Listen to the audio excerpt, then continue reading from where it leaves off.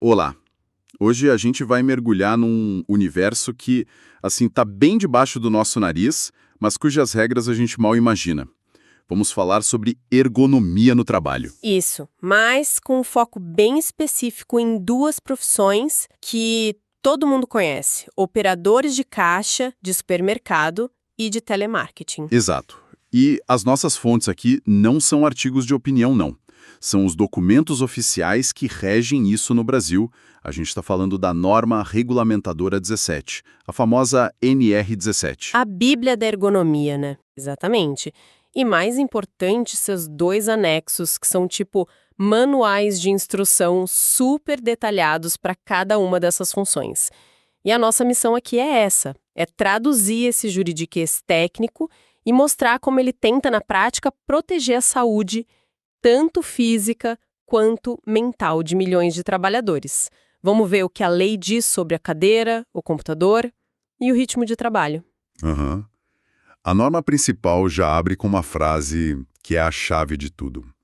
O objetivo é estabelecer diretrizes que permitam a adaptação das condições de trabalho às características psicofisiológicas dos trabalhadores. E essa expressão características psicofisiológicas é o ponto de partida de tudo, né? Não estamos falando só de evitar, sei lá, dor nas costas. Não é só o corpo. Não, o fisiológico é o corpo, claro, mas o psico é a mente, o estresse, a cognição. A norma entende o trabalhador como um ser humano completo. Ela olha para o peso que se levanta, para a altura da mesa, mas também, e isso é crucial, para a organização do trabalho, para a pressão por metas, para as pausas. É uma visão 360 graus. Ok, vamos começar a desempacotar isso, então. Como é que uma empresa sabe o que precisa mudar?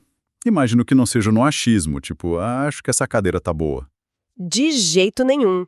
A norma cria um processo bem definido. Tem duas etapas. A primeira é como um check-up rápido, sabe? Uma triagem. Chama-se Avaliação Ergonômica Preliminar, AEP. AEP? Isso. Ela serve para identificar os riscos mais óbvios, as coisas que saltam aos olhos em qualquer ambiente de trabalho. Uma espécie de raio-x inicial, então. E se esse raio-x mostra algo mais complicado, aí a coisa fica séria. E entra em cena a segunda ferramenta, a Análise Ergonômica do Trabalho, a AET. AET. Essa não é mais um raio-x. É uma ressonância magnética com contraste. É uma investigação profunda, detalhada daquela função. Ela é acionada quando a avaliação preliminar não dá conta, quando os trabalhadores já estão adoecendo ou depois de um acidente de trabalho. Entendi. Mas, na prática, o que impede uma empresa de fazer essa análise de forma superficial só para cumprir tabela? Como é que se garante que a voz de quem realmente faz o trabalho seja ouvida? Essa é a pergunta de $1 milhão. E a norma tenta amarrar isso de um jeito bem inteligente. Primeiro, essas análises não ficam na gaveta. Elas precisam, por lei, fazer parte do Programa de Gerenciamento de Riscos da empresa, o PGR. Ah, então a ergonomia vira parte oficial da estratégia de segurança. Exato. E segundo, e talvez mais importante, a norma exige a participação dos trabalhadores. Não é uma opção, é uma obrigação ouvir quem está na linha de frente. A experiência de quem sente a dor, de quem percebe que um movimento específico cansa, essa é a informação mais valiosa para um diagnóstico correto. Faz todo sentido. Agora, vamos levar essa teoria para o nosso primeiro caso, o caixa do supermercado. A norma tem exigências que, eu confesso, nunca tinha reparado. Por exemplo, o mobiliário. Sim, os detalhes são impressionantes. O posto de trabalho tem que ser projetado para atender às medidas de pelo menos 90% dos trabalhadores. E olha que interessante, ele precisa permitir a alternância de posturas. Alternância? Como assim? O operador tem que ter a opção de trabalhar sentado ou em pé. Para isso, a norma exige não só uma cadeira adequada com apoio para a lombar, mas também um apoio para os pés, que tem que ser independente da cadeira. Peraí, então aquele apoio para os pés que a gente quase não nota não é só para conforto. É tipo uma ferramenta de saúde. Exatamente. Pense nele como um equipamento de proteção contra um inimigo invisível. a carga muscular estática. Ficar parado na mesma posição por horas, seja em pé ou sentado, é péssimo para a circulação e para os músculos. A alternância e o apoio para os pés são as armas para combater esse desgaste silencioso. Nossa, isso é fascinante. E a esteira rolante? Sempre achei que era só para minha comodidade como cliente.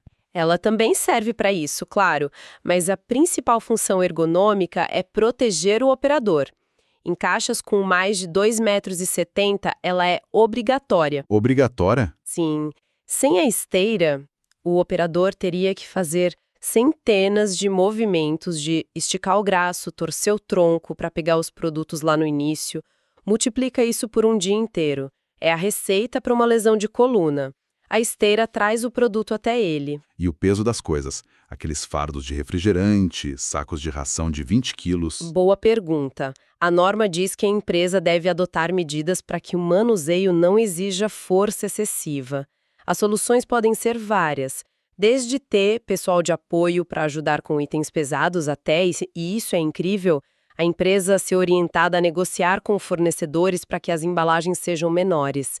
A ergonomia vai além do portão da empresa. Uau! Agora, a parte que me pegou de surpresa na leitura. A questão de ensacar as compras. Ah, sim. Essa é clássica. A norma é muito clara. A empresa precisa tomar medidas para que o ensacamento não se torne uma atribuição habitual do operador de caixa. Isso sobrecarrega, né? Demais. As opções que a regra dá são diretas. Ou a empresa mantém, no mínimo, um empacotador a cada 3 caixas funcionando, ou ela precisa criar condições claras para o cliente ensacar as próprias compras com facilidade, com espaço, com sacolas de fácil manuseio. Espera um pouco.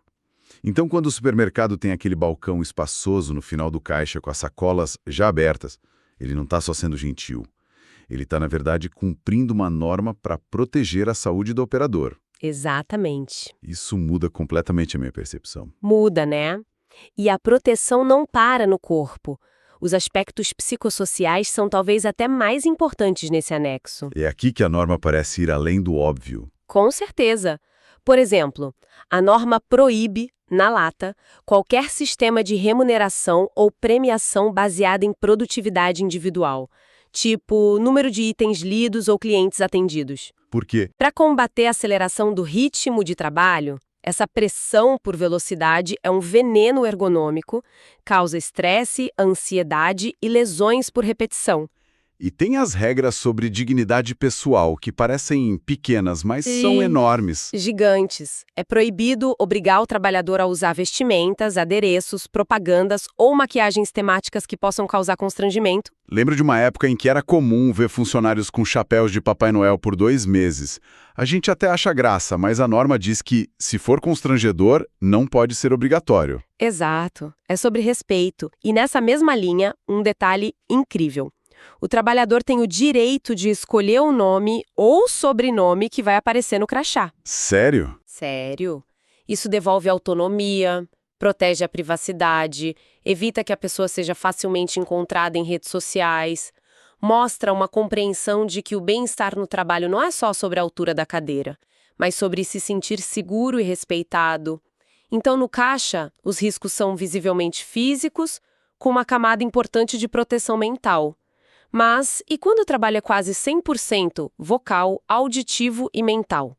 Isso nos leva direto para o nosso segundo caso, o mundo do teleatendimento.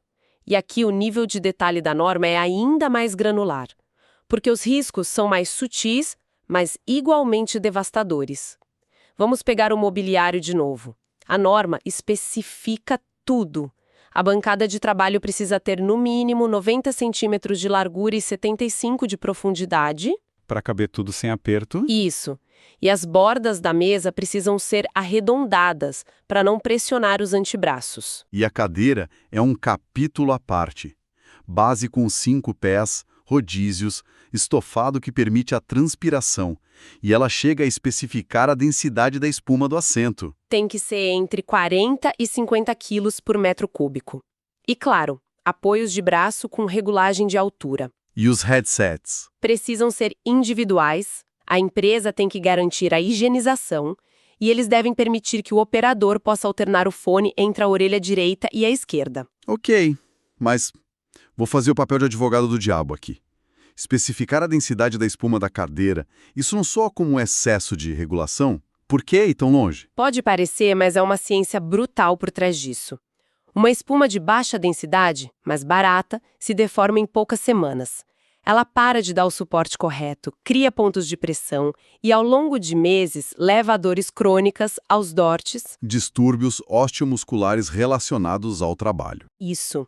O que a norma está fazendo é padronizar uma qualidade mínima, para evitar que a economia na cadeira hoje se transforme no custo gigantesco de um trabalhador afastado amanhã.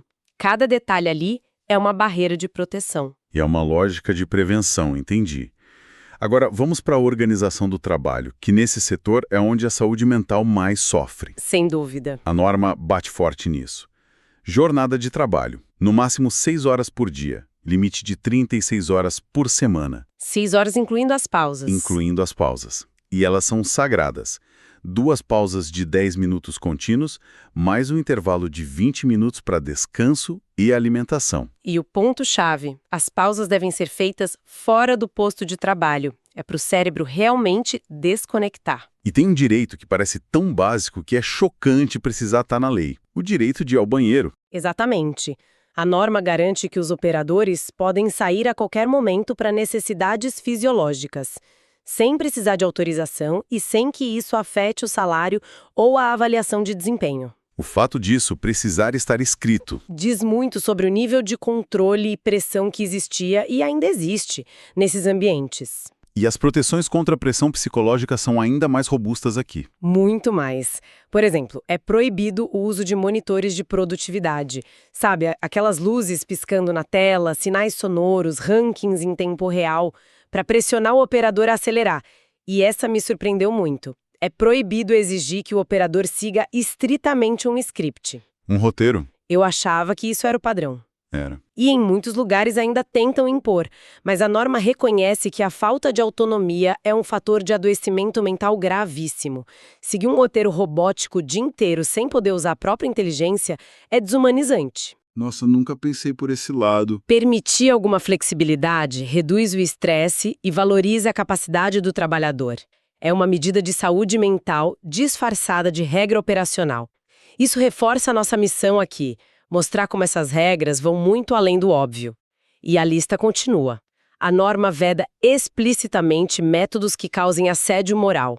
Ela cita exemplos, estímulo abusivo à competição, exposição pública de avaliações, uso de fantasias como punição, e a monitoria das ligações só pode ser feita se o operador souber que está acontecendo. E a proteção da identidade também, né? Também. Para proteger a segurança pessoal, o operador não pode ser obrigado a fornecer seu sobrenome completo aos clientes. Então, o que tudo isso significa quando a gente junta as peças? Vimos como a NR17 e seus anexos saem de um princípio geral, que é adaptar o trabalho ao ser humano para criar um manual de instruções super detalhado. O que fica claro é o reconhecimento oficial de que o trabalho repetitivo e de alta pressão, seja físico, como no check-out, ou mental, como no teleatendimento, cobra um preço muito alto da saúde.